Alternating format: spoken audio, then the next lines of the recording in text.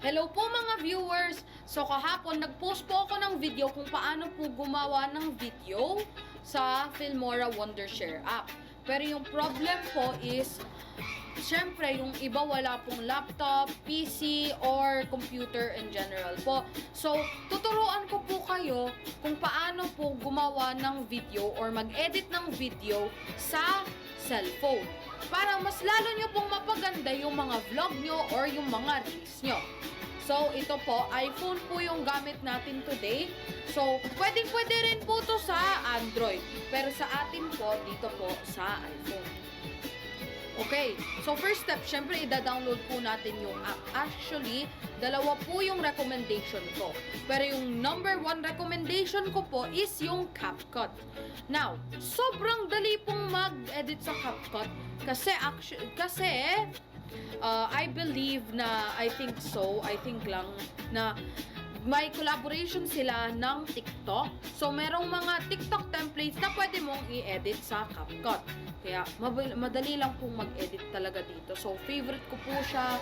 Dito po ako nag-edit ng mga reels ko, ng mga videos ko. So, tuturuan ko rin po kayo kung paano nyo ipaganda ang edits nyo. So, first, ita-download po natin.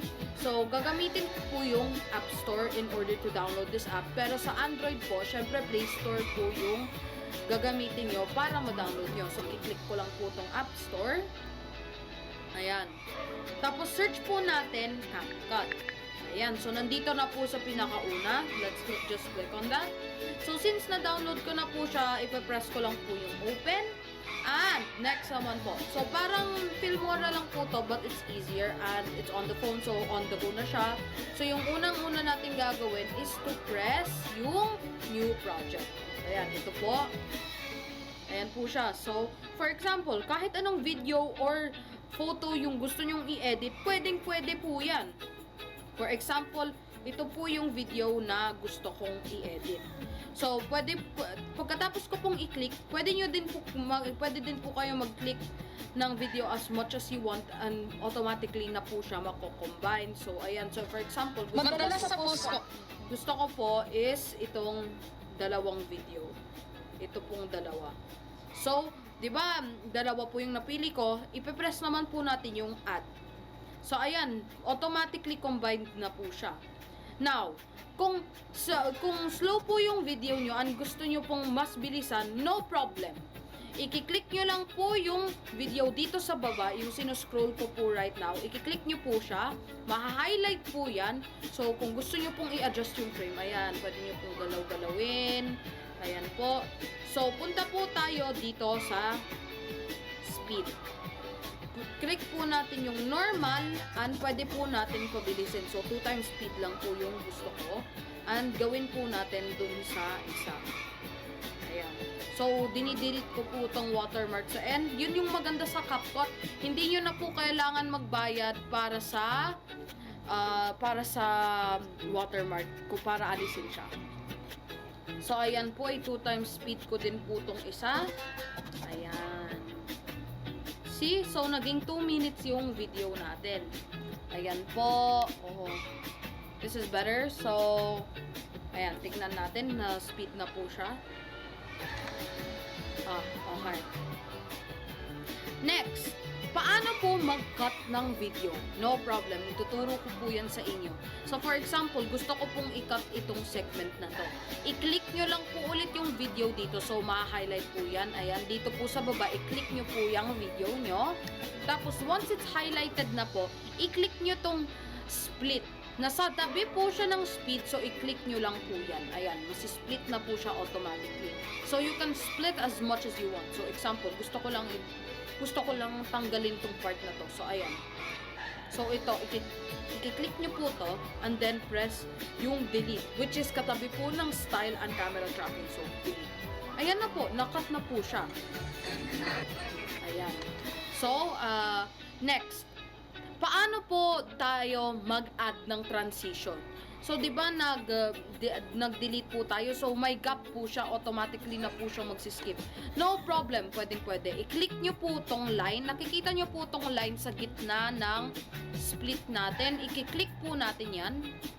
Ayan, ito po siya. Oh. Yung white na merong linya. So, kahit anong transition po yung gusto nyo dyan. Pwede po kayong pumili ng kahit ano. So, gusto ko lang po tong white flash. Ayan. So, yan na po siya. Very nice, smooth transition.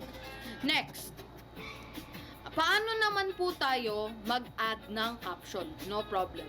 Punta po tayo dito sa text. Katabi po siya ng audio. Ayan. Plus add text. And then, mag-add po kayo. For example, please follow, subscribe, and like my video. Ayan. So, yung maganda po dito, pwede nyo pong palitan yung font. For example, ayoko po itong font. Pwede po siyang palitan.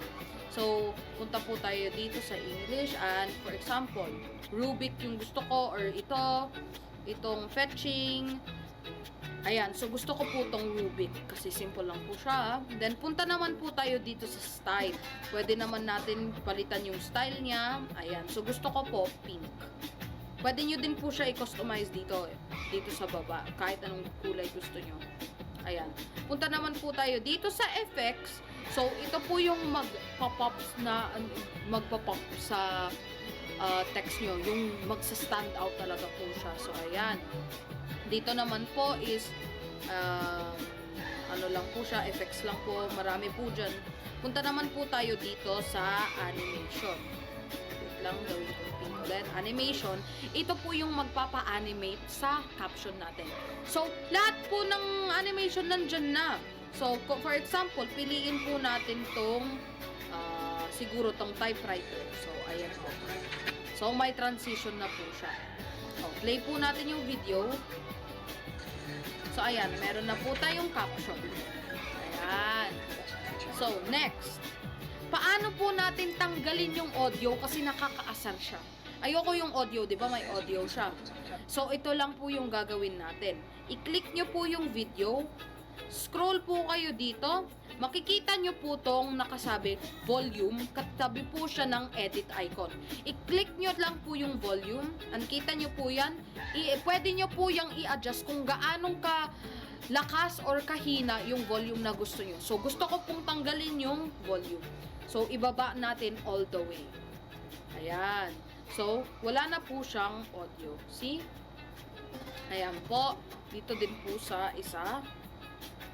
Volume. And then, bababa po natin. Ayan. So, nakamute na po yan lahat. Wala na po yung volume. So, yun po lahat ng basic sa CapCut. Next. Lastly, of course, i-export natin. Kasi nandito po siya sa upper right corner. So, i-click nyo lang po yung arrow dito kasama yung tabi po ng 1080p. So, ayan, katabi niya yung arrow. I-click nyo lang po yung arrow. Ayan. So, exporting na po siya. Hintayin lang po natin. So, ayan na po. Tapos na po siyang mag-export. So, let's just click done. Automatically save na din po siya in case meron po kayong kailangan i-change. So, ayan. Punta po tayo sa photos. And, ayan. Nandito na po siya. Ayan, nandito po. So, ito po yung video na in-edit natin. Ayan. Maraming salamat po sa pagpapanood sa video ko, tutorial ko today. Sana maganda po yung araw nyo ngayon. Salamat po ulit sa pagpapanood. Sana continue nyo po yung support nyo sa akin, sa amin. Maraming salamat ulit po. Thank you so much for watching. Bye-bye po. Bye.